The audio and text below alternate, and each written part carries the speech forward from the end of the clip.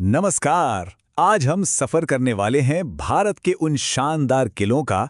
और पता है, ये सिर्फ पत्थर की बड़ी बड़ी इमारतें नहीं हैं। नहीं, ये तो हजारों सालों के इतिहास, बहादुरी और ऐसी जबरदस्त इंजीनियरिंग की कहानियां हैं जो आज भी हैरान कर देती है। तो चलिए, इनकी दीवारों के पीछे छिपे राज जानते हैं। जरा इन दीवारों को देखिए, इन ऊंचे ऊंचे बुर्जों को महसूस कीजिए। ये सिर्फ पत्थर नहीं है, ये भारत की वो जिद है, वो हिम्मत है जिसने सदियों तक बड़े बड़े हमलावरों को चुनौती दी। ये किले सिर्फ बचाव के लिए नहीं थे, बल्कि ये हमारी संस्कृति और ताकत के धड़कते हुए दिल थे। तो सवाल ये उठता है कि आखिर इन किलों में ऐसा क्या था जो इन्हें इतना मजबूत, इतना अभेद्य बना देता था? क्या बस मोटी मोटी दीवारें ही थी, या फिर इसके पीछे कोई गहरा विज्ञान, कोई प्राचीन साइंस छिपा था? चलिए, आज इसी रहस्य से पर्दा उठाते हैं। असल में इन किलों का डिजाइन यूं ही नहीं बना दिया गया था। इसके पीछे एक पूरा विज्ञान था, जिसे हम दुर्ग निर्माण विज्ञान कह सकते हैं। हर एक पत्थर, हर दीवार और हर दरवाजे को एक बहुत ही खास मकसद से, एक सोची समझी रणनीति के तहत बनाया गया था। हमारे प्राचीन ग्रंथों में, जैसे कि चाणक्य के अर्थशास्त्र में, एक सप्तांग सिद्धांत है। इसके मुताबिक एक राज्य के 7 जरूरी अंग होते हैं, और बताएं, किला यानी दुर्ग उनमें से चौथा सबसे जरूरी अंग माना जाता था।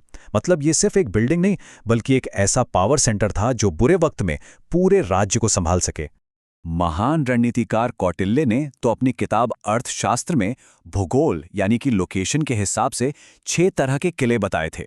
जैसे पानी के बीच में जल दुर्ग, रेगिस्तान में धनवन दुर्ग और पहाड़ों की चोटी पर गिरि दुर्ग, फिर जंगल में वन दुर्ग और इसी तरह बाकी भी। मतलब प्लान ये था कि कुदरत ही किले की पहली सुरक्षा कवच बन जाए। कमाल की सोच थी, है ना? और इन सभी में से पहाड़ों पर बने किले यानी गिरिदुर्ग सबसे ज्यादा मजबूत और अजेय माने जाते थे। सोचिए, किला इतनी ऊंचाई पर है, दुश्मन को चढ़कर ऊपर आना है।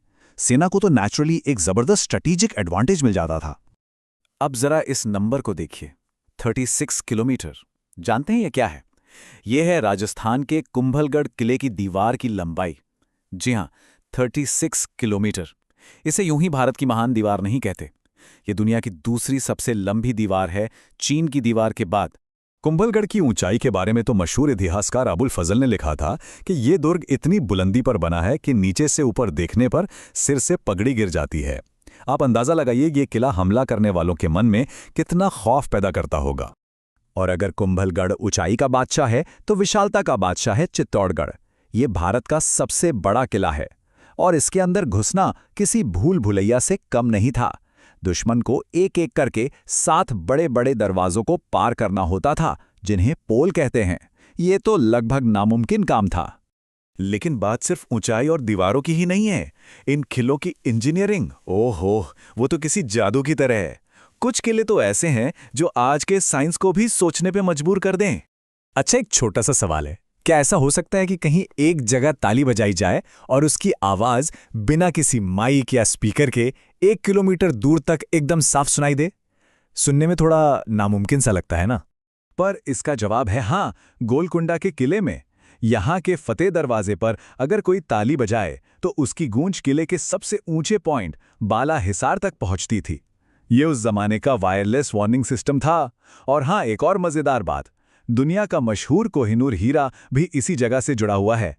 अब बात करते हैं ग्वालियर के किले की। यह सिर्फ एक मजबूत किला नहीं था, बल्कि एक तरह से ज्ञान का केंद्र भी था। यहां एक मंदिर की दीवार पर 0 यानी शून्य का दुनिया का दूसरा सबसे पुराना शिलालेख मिला है। ये अपने आप में इस बात का सबूत है कि भारत ज्ञान विज्ञान में कितना आगे था। और जब बात शौर्य और वीरता की आती है, तो झांसी के किले का नाम सबसे पहले जुबान पर आता है। ये रानी लक्ष्मीबाई की हिम्मत की जीती जागती निशानी है। आज भी वहां कड़क बिजली और भवानी शंकर जैसी विशाल तोपें खड़ी हैं, मानो उस महान लड़ाई की कहानी सुना रही हों। अच्छा, अब जमीन और पहाड़ों से हटकर जरा पानी की ओर चलते हैं। भारत में कुछ ऐसे भी गजब के किले हैं जो समुद्र की लहरों के बीच शान से खड़े हैं। सोचिए, इन्हें बनाना कितना मुश्किल रहा होगा, और इन पर कब्जा करना तो उससे भी ज्यादा। तो मिलिए मुरूद जंजीरा से। समुद्र के बीचों बीच बना ये किला 350 सालों तक अजय रहा। पुर्तगाली आए, ब्रिटिश आए, बड़ी बड़ी ताकतें आईं, लेकिन कोई भी इससे जीत नहीं सका। इसका डिजाइन ही इसकी सबसे बड़ी ताकत थी। लेकिन जंजीरा का सबसे बड़ा अजूबा जानते हैं क्या है? इसके अंदर मीठे पानी की एक झील है। सोचिए, चारों तरफ खारा समुद्र और बीच में मीठा पानी। ये कैसे हुआ? ये इंजीनियरिंग का एक ऐसा कमाल है जो आज भी एक रहस्य बना हुआ है।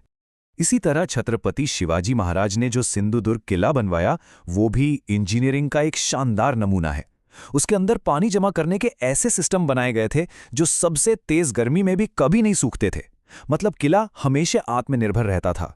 तो ये किले सिर्फ बीती हुई कहानियां नहीं हैं, इनकी विरासत, इनकी सीख आज भी हमारे बीच जिंदा है।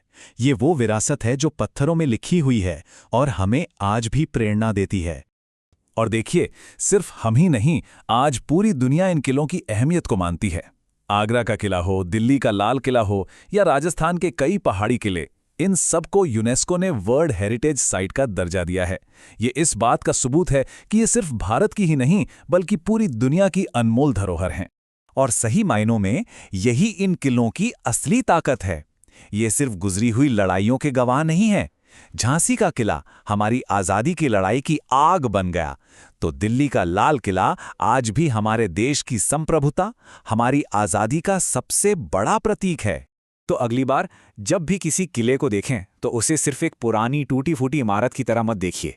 एक पल रुककर खुद से पूछिए कि सदियों से चुपचाप खड़े ये पत्थर आज हमें क्या सिखाना चाहते हैं। शायद इसका जवाब इनकी इंजीनियरिंग, इनकी दूर की सोच और कभी हार ना मानने वाली हिम्मत में ही छिपा है।